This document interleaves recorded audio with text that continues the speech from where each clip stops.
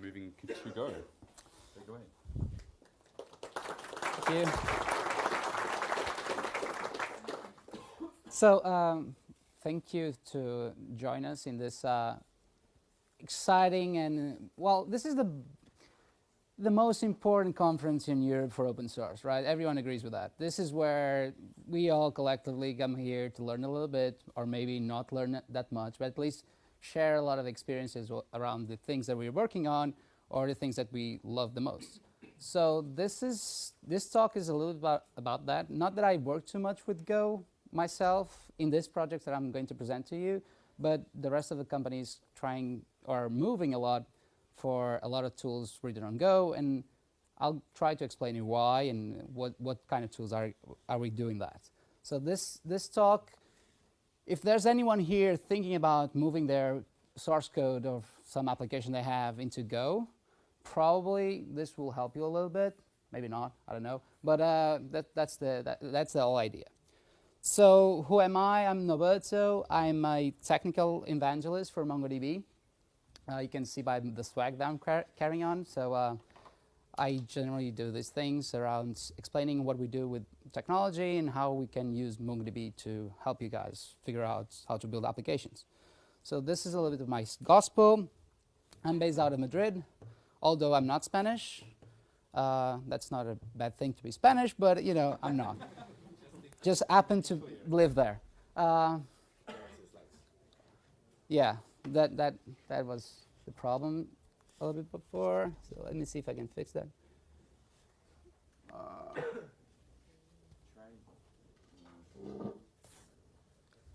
800 by 600. Yeah. Okay.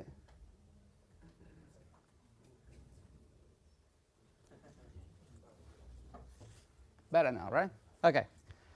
So, and I'm basically a gopher by choice because my background is mostly Java and Python. So Java, Python, C++, and all of that. But generally, Go does work very, very well. And I'm kind of falling in love with the gopher. They have pinky gophers as well, so never know what's going to happen there. So if you have any other questions, Twitter, it's always a good channel to chat. And obviously, my email address. So let's start by telling you guys what this talk is not about. Obviously, it's not about Ngo. Do you guys know Ngo here? Yeah? Okay, so is anyone here using MongoDB to start with? Pretty much a big bunch of you. Everyone is using Go, I assume? Yeah. Or everyone trying to learn a little bit about Go, right? So you're in the right place. But I'm not going to talk about the Go internals or Ngo, which is the driver. And obviously, I'm not going to talk about MongoDB as well. So I'm not going to tell you nothing about the feature set or how to set up a cluster or replica set or to do a query. I'm also not interested in talking about how to build applications of Go using MongoDB. That's not what it's about. It's about we as a company, as a project, let's say, we set up a set of tools that the database requires that are purely on Go. So I have mandated to do, guys, a little bit of introduction to MongoDB because there's a couple of people here that don't know what MongoDB is, right? So everyone heard about MongoDB, correct? We spam a lot, yeah? Who here likes or uses a lot of MongoDB? I've seen, okay. Okay, so who here hates MongoDB? And that's fine because as my colleague Asia Kamsky, I don't know if you guys know her, but she had a nice tweet about the database you hate the most is the one that you use. So if you hate a lot MongoDB, it means you're using it a lot, so it's all good. So keep on doing that.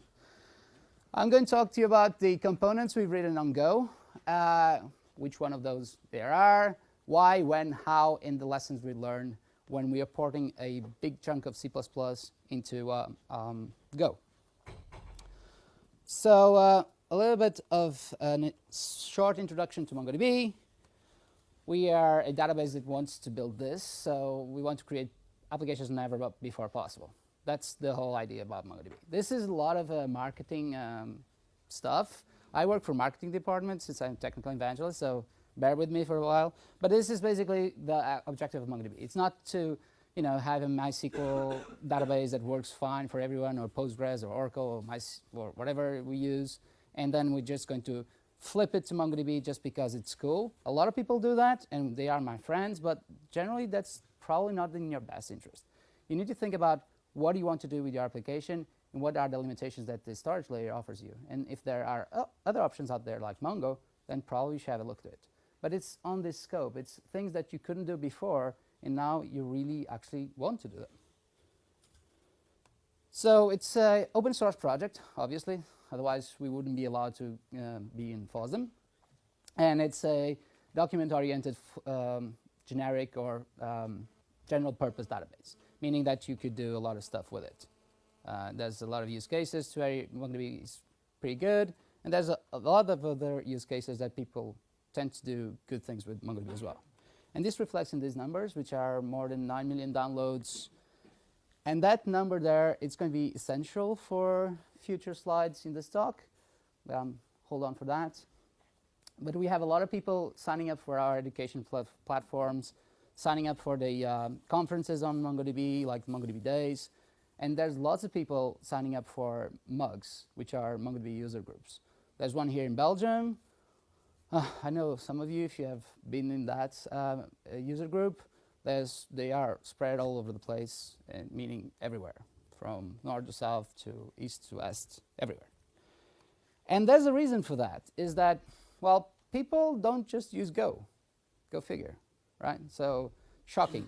There are lots of other technologies out there, especially languages, that use a database as well. So obviously, you're missing the most important of all, which is COBOL, right? Which is not there. There's a reason for that. We don't want to keep feeding the beast. But there's a lot of other applications out here that people build on top of these technologies. And MongoDB supports all of them, meaning that we have a library, which is basically a driver, that does all the heavy complication of communicating with the server, getting back the response, serializing things into BSON, and getting things done. Actually, sitting here, if anyone has complaints about PHP driver, the driver guy is here, Jeremy. But not PHP. Okay, but that's not, okay, so there you go. And it's one of the languages that we support. And there's also a lot of features about MongoDB that's, I mean, I'm not going to kill you with a lot of that, but I'll share the slides. And this is content available, so it's geospatial indexation, full text search, high availability, blah, blah, all those things. So looking at this picture and being at the Go dev room, there's something missing, right? So is this going to be recorded? So I shouldn't swear every time I use swag, but I'm doing it. Where the fuck is Go? It's not there. So what happened with Go? So how you have the guts to come here and talks about Go and you don't even have a driver?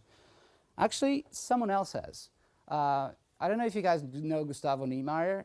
He's a well-known persona. He's been doing a lot of contributions to Go and to the Go ecosystem. He built a lot of stuff around Go, and the MGO is one of them. We as a company, we are users of what this guy has created, basically. Okay, so there's no better thing to see that we create this product or application, which is the database, and then other people build drivers that then some of us become employees of MongoDB, but also there's other people which in their spare time or just start building stuff. And Gustavo is one of them. They built the driver, and we use it. So it's very good. Our relationship is that we contribute to it. We do pull requests. We give him all the content that he needs to build it up and keep it updated. So trust the thing. It's very well built. It's actually one of our best drivers out there. So a database is usually not only a server. It also has a client and a set of tools that allow us to operate with it.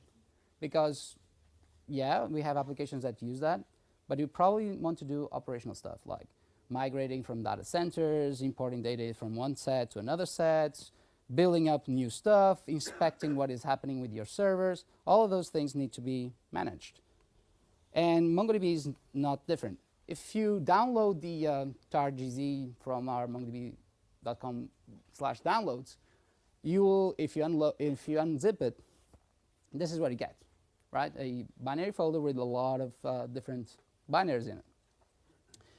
And some of them, these ones, are written in Go from 3.0 onwards. Actually, 2.8 something onwards. But anyway, it's a different story. All of these have been rewritten into Go. So if you are installing MongoDB, you are installing Go, or binaries built in Go. So these are the tools we've rewritten. MongoDump, MongoRestore, import, export, bsondump, MongoStat, MongoTop, MongoUplog, MongoFiles. From the guys that actually use MongoDB, is this new to you guys, or you know about it? You know about it, right? And how is the performance of it at this point? Is it good? Is it practical? Well, they are command line tools, so you do normal operations with it. But some of these tools are very, very important because they do data loading or late offloading from systems. And if you have a 10 terabyte data and you start doing a dump, you want that thing to be fast. And you want it to be, multi-threaded and all that, so that you don't stay a long time on it. So there's a need to do something about that in terms of performance. But we also have a lot of other tools, or let's say applications, that also are completely built in Go. MCI, it's probably the first big project we have internally that completely uses Go. Actually, the damn thing is completely on Go, except for the front-end layer, which is Angular. I'm not going to talk too much about it because we are going to do something quite nice in a couple of months about it, so stay tuned for it. And the MMS agent. Here, anyone knows what MMS is? Some of you? Okay. I'll talk to you a little bit about it. So MCI is basically Mongo Continuous Integration Tool. We use all the tools like you guys do, like Jenkins, Bamboo, all that. And all of those are great, right? Everyone likes Jenkins. Yeah? Or Hudson, as it was previously called. Yeah? In Bamboo. Do you guys know what Bamboo is? Okay. And it's great, right? So why do we need a new tool? Well, if we think about it in the database world, databases are particular applications that need a lot of integration. There's different versions, there are several different builds, there are several different builds with different extensions on it, and we kind of broke Jenkins a lot. So we decided to build something probably a little bit more dedicated that uses MongoDB, uses Go, and it works fine for us now. So it's pretty cool. We also have MMS, which basically MMS is MongoDB management system, which allow you to do a whole set of things like automation of a cluster. I have an idea of a cluster that I want to build. I have a set of machines, and I want the system to build it for myself. I don't want to go to each one of those machines and configure them and set it up and put the replication on it. No, I don't want to do any of that. I just want the system to do it. So MMS is the solution for that. We do that. We also do the monitoring part and the backup, completely automated backup of your cluster, which for ops guys, this is kind of cool. And the MMS agent used to be written in Python. And we had the backup agent, which is a separate agent, which used to be written in Java. Does anyone know what's the big problem of doing that? A tool that goes into servers and picks up things and manipulates data in servers that are behind firewalls and behind firewalls and behind firewalls. Do you guys know what the problem is? Has anyone dealt with that? How many of those servers do you think are configured with Java? Very few, I can guarantee you, especially on very traditional, very archaic environments like big banks and super secret organizations. They don't do Java. Or if they do Java 1.4. And this is the reality. People do not put in a JVM just because they like. They will probably use the same ISO that some guy back in the 80s built once, and that's it. That's the one that they will use. For Python, exactly the same thing. If a server is running a database, they do not conceive the need for having Python libraries on it. So probably you're going to end up with a lot of problems of you saying to the people, yeah, we have this great tool that monitors and backs up and deploys everything automatically, but then the thing doesn't run because they do not allow it to integrate. So we needed to, for the MMS agent, we needed to come up with a solution. A solution that would be basically these things. We want to create an ID of the cluster, create it in a JSON file, send it to the machines that are being monitored and managed, and then they will create themselves. And it needed to be reactive. It needed to be synchronizing with all the remaining nodes, so you need to have a good parallelization engine to make sure that it knows what happens around himself. And it needed to be extremely cross-platform, reactive, and complete. You need to be able to do everything that we do in MongoDB, configure all the features, and make sure that the thing runs. So these are the, let's say, primitives for the MMS agent. MongoDB tools, they are a little bit different because they run the command line, and they basically used mostly these four. Mongo export, Mongo import, which basically uses text files. You just dump things into text, like CSV, TSV, whatever, and then you import it back. This is pretty good for analysis of your code or your data. If you want to export it to a Excel spreadsheet or whatever, you usually use these tools. Mongo dump and Mongo export is when you want to build your own backup stuff. So you have your own backup processes that dump data somewhere in the tape or somewhere in your network attached system. You use something like this if you don't want MMS, obviously. And there's also monitoring tools or measurement tools like MongoStat. MongoStat is a tool that we have to have a look of the cluster. How many inserts per second, how many queries. So everyone here is familiar with IOStat and VMstat, correct? So think about MongoStat as the equivalent for MongoDB. You can monitor everything in real time or giving it a unit of time to do the sampling. It will just collect data statistics on it. We also have MongoTop. You guys are familiar with MySQL Top, for example? Everyone knows what it is? Well, basically gives you how much time you are spending on one of these operations. MongoTop just does it per namespace, which is basically how much time we are spending for writing and reading on the separate databases and collections. So these are the basic tools that we migrated to Go. And why would we do that? They were working. They were in C++. Everyone loves C++, right? We have a big bunch of engineers that work on C++. Why the heck do we need another tool or another language? First of all, when we started building the project, there was limited resources in terms of people. We had hardcore, and we still have hardcore C++ people, and we're a very short team. So what we did is we need to create all these tools, especially Mongo export and dump, but we didn't have a lot of time, and we had a big code base. So basically what we did is extend what we have in terms of source code and do those tools. So basically we created a lot of these tools with dependencies to what the kernel already has. Now, if you go to 2.6 and unzip it, some of the tools are almost the same size as the MongoD. So basically we were shipping MongoDs on certain of those tools. And there's a good reason for that. There was a lot of dependencies, like you can see from this graph, that call other dependencies and that call other dependencies. And breaking those is quite hard in C++. Has anyone done some kind of action of extrapolating code from C++ hard base and making an isolated tool? It is hard. It's not as funny as you might think it is. So there was a lot of legacy code that we needed to support, and this was basically creating a lot of constraints when we wanted to add new features or change the behavior of features, like adding multi-threading, for example, to certain parts of those tools. And parallelized processing was one of them. I don't know how many of you guys have experience with C++, but it's not that it's not possible, it's just hard to do multi-threaded development on a single-threaded, changing from a single-threaded to multi-threaded when you have already established code base. It's really hard to do it in C++. Probably Go, it's funnier and much, much faster. And obviously portability. So Who here does C++?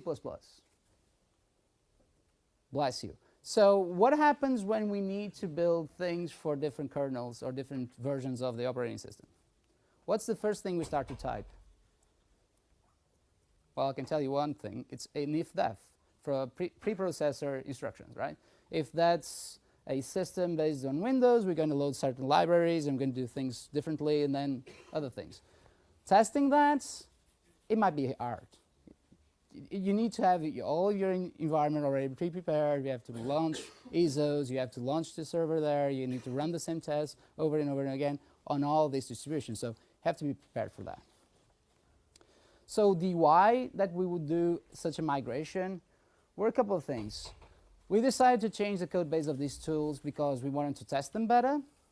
We wanted to have a much more modern code base to support it. We also wanted to make use of all the let's say, knowledge that we acquired building internal tools that like the MCI. So we were prepared to just do the shift. We also have a lot of good Java developers in the house, like the MMS, it's mostly Java. So we were kind of, what are we going to decide? Are we going to build these new tools in Java or some other thing?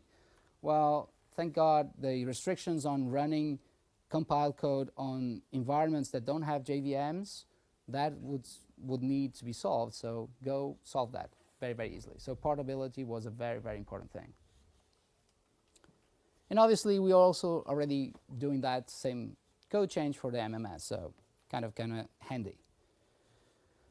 So we needed to also separate ourselves from the development and the cycles of development from the kernel. So if MongoDB 3.0, which is about to be launched, takes like 6 months to build, if the tools team needs to wait for something to change somewhere deep nested on the kernel, that creates a lot of lag between what we want and what we can achieve, right? So, and this was creating a lot of problems when we wanted to bug fix it, correct it, improve it, and so on. So that was a big issue as well. So to separate us alongside from the kernel team, those guys are slow, we are faster, so how are we going to deal with that? And there was immediate things that we've seen that resulted in big improvements. So first of all, we could immediately add multi-threading support on it. It's not that we cannot do it, and it's not that we don't do it in MongoDB. Yes, we have some multi-threaded parts in MongoDB, don't worry. It's a database level locking, but that's not the full thing of it. But we needed to do this immediately, and we need to do this in a very easy way, and Go does that. Go does that like piece of cake.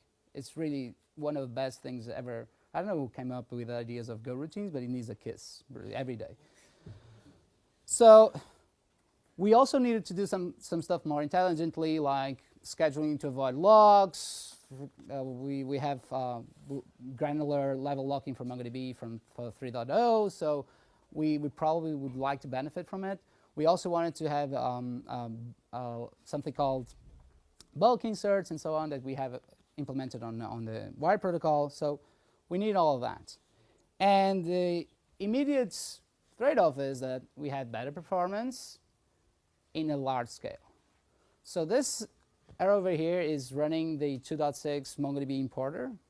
And this is running with the new one, the new tool, so 3.0, with just basically adding it up new threads. The above one doesn't have multi-threading, so if you have like 1 terabyte in one collection and 10 gigs in another collection, you want to export all of that, you need to wait for that 1 terabyte to complete, and then you will go to that smaller thing that you probably don't need so much time to waste. Now we can do it very, very easily. And the performance gain is like quite significant. So how do we do it? Obviously, doing something fresh makes us all very happy, right? It's like sweeping the dust under the rug. You just can start new. So you start fresh. You know how you built it before. So you pretty much know what you need to be doing next. That's cool. So we rebuilt completely the tools, a new complete code base. We needed to maintain, obviously, compatibility with the other versions of the server, MongoDB does that the Ngo does that very, very well.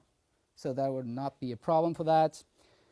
And the way that we deal with things like the BSON versions and so on, since BSON is a binary format, you don't really need to care too much about it. As long as the library that implements it and serializes does it well, done. That wouldn't be a big problem. Go has this thing called GoC or CGO or CGO, depending on where you're coming from. So, which gives you a very, very nice C bindings. If we actually needed to call something from the from our legacy code, we would just call it. Just import C, build a small C wrapper, call the function, and that's it. And that is very, very cool. And the multi-threading, again, it's fantastic. It's a primitive of the language. If you have something that you're running single-threaded, changing that to multi-threaded is just calling Go routine, and that's it. And it's pretty much what you need to know for these kind of migrations. So it all made us very, very happy. And obviously, we didn't need to deal with C++ anymore that much, so we had an happier team. And also, using a modern language, which is built for what we have today, gives us a set of much better parsing libraries. So parsing command line arguments on C++ is completely possible. Everyone likes it. Well, no. Basically, no one likes it. But it's obviously there. With these new parsing libraries, it was much, much, much easier. And yes, CGO is super, super handy. Let me just get out and show you guys some code instead of talking so much.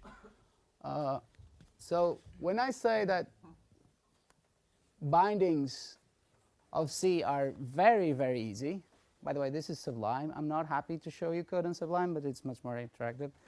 Vim rules, right? Everyone knows that. So you just import C, and you call C with the function that happens to be in a file in the same directory that we're importing it from, and you can call it from Go, and that's it. That's pretty much as much effort as you need to think about when you are implementing things with Go and you need to do some kind of binding. Yesterday on the Ruby talk, there was a colleague of mine, Emily, which was talking about how hard it was for Ruby to implement because she had to do all the mappings of objects to C and C to Ruby and Ruby to whatever. So this, I mean, this is beautiful.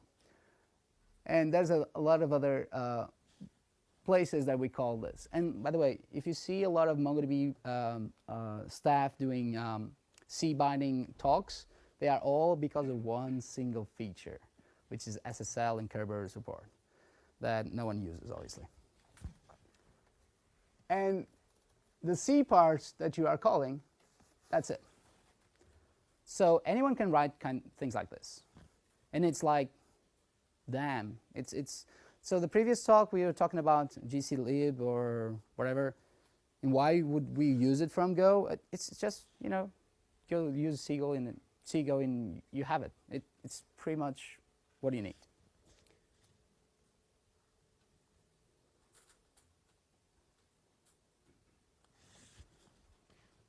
So yeah, go fetch it. It's obviously on Golang.org. It's super, super handy.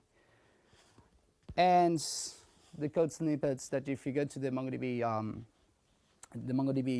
repository for the tools, this is the thing that we've done.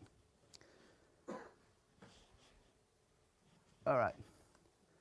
So we have also nicer parsing libs. I'm going to show you. This is C++ code that you guys can't see, and I'll show it to you guys in the code because it's much easier. So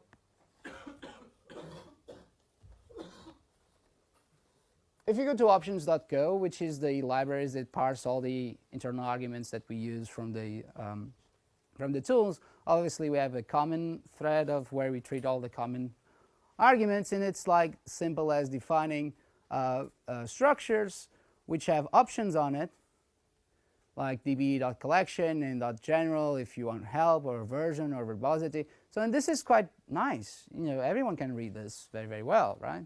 And this to implement and test, it's also very, very, very fun to do. And you just need to create structures for the things that you need, like SSL or wherever. When you're dealing with the same thing supported by C++, we start with a big license agreement, because this is also one of the good things about Go. The fact that we moved away from the C++ code base, which is bounded to the kernel, and moved it to a separate code base, also allowed it to change the license of it. So every time you do contribution to MongoDB, you need to go and sign the agreement of the license as a user and all that, because of the Affero licensing. If you change that to Apache, it's much, much simpler. You can just accept commits and pull requests with no problem. But getting back to a little bit to the tools, this is the kind of things that you need to start adding to the system just to parse command line arguments, which is not as bad. But if you think about all the heavy work that you need to do with the ifdefs again for specific stuff on Windows and specific stuff just to see if Mongo SSL is implemented or not and all that thing, well, it kind of comes quite heavy. And yes, you need to add up the second part of it, which let me see if I can make it happen, which is the .h, which everyone loves, which is a useless piece of code that we cannot miss, because if we miss something here, it screws up completely our compilation. So, okay, enough batching on C++. We all love C++ anyway. And obviously, Go routines. Making this function over here Go multi-threaded, it's just calling it as a function, as a Go routine. And that's it. And this is why the guy that invented it needs a kiss every day, because it makes life so much easier. But not all this process goes without, its bumps in the road.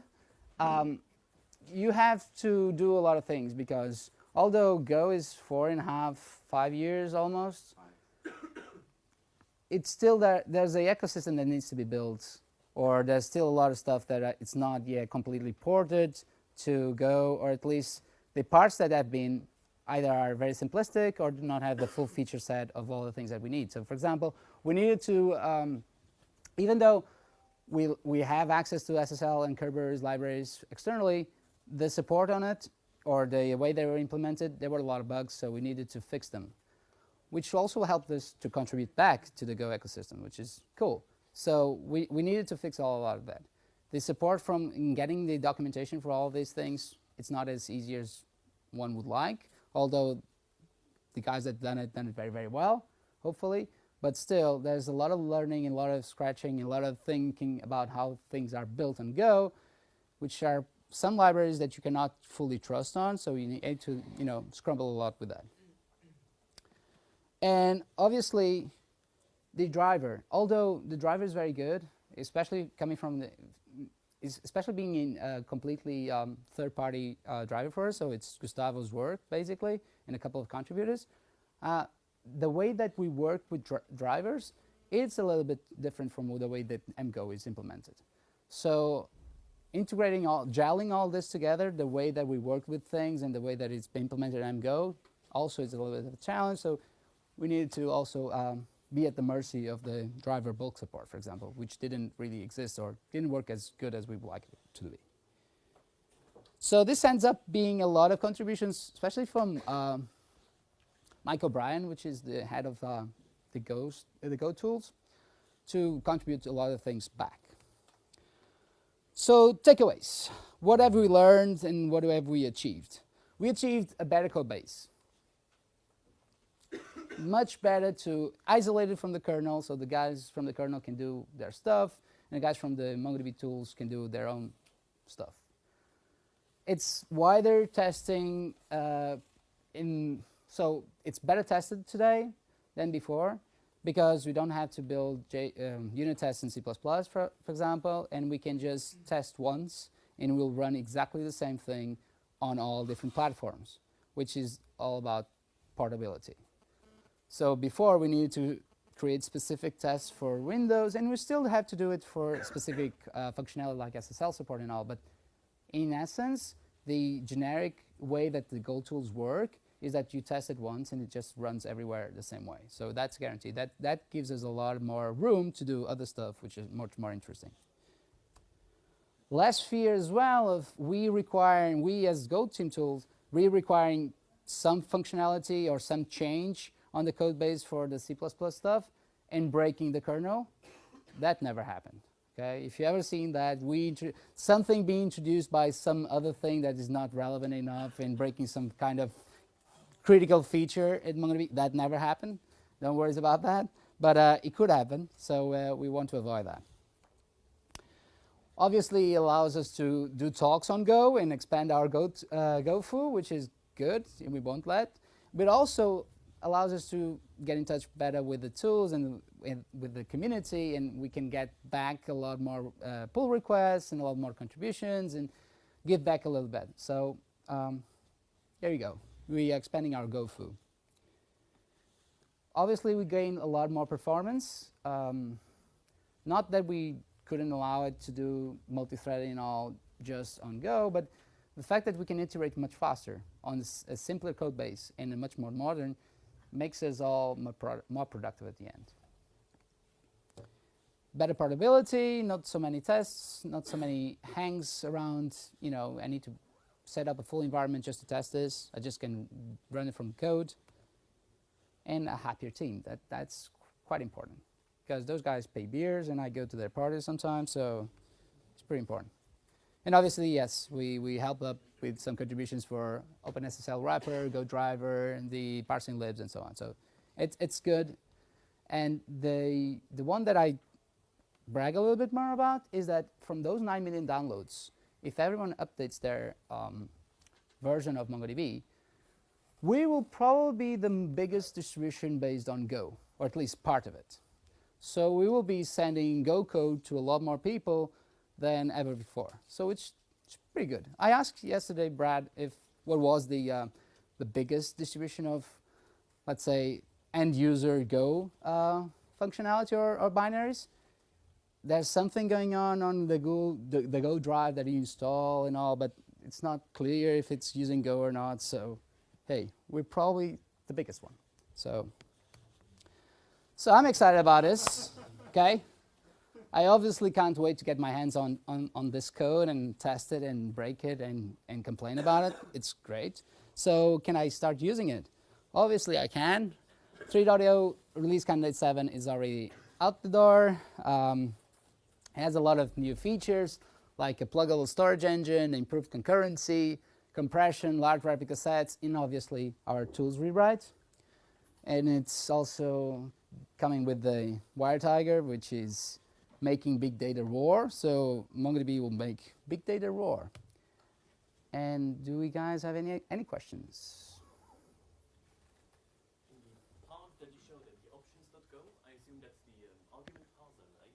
Yes. So the question is, on the code that you shown, you stupid asshole, was that the argument parser? Yes, it is. Yes, but you didn't use the standard flag. No, we did not use the standard flag. Good question. I don't know the answer for that one. I think that the other one is much cooler, and we can contribute to that. So, but that's a reason why I'll let you know. Just drop me an email. Command line compatibility with the previous tools? So, yes. Because if you are, that's probably why. Yes, and probably that. There you go. But not all of them. So there are a couple of command line arguments that we are dropping because it will not be compatible with the way that we export the data on 2.6 to 3.0. For example, there was a cool feature, in my opinion, that you could export data from a MongoDB instance without the instance being running. You just pointed to the DB path. Since we now have different storage engines, meaning that not everything is going to be stored in bson purely, we cannot do that anymore. And also, we cannot do that anymore because we changed the way that we do with files. So, but that's a completely different talk. I can show you some slides of that, but it's not the purpose of this one. Any other question? Just on that one. Yep. You have command line arguments beginning with double dashes, correct? The question is, do you have command line argument beginning with double dashes? Yes, we do. That's the answer to your question. There you go. Any other question? So I'm entitled to a goofer. Thank you very much.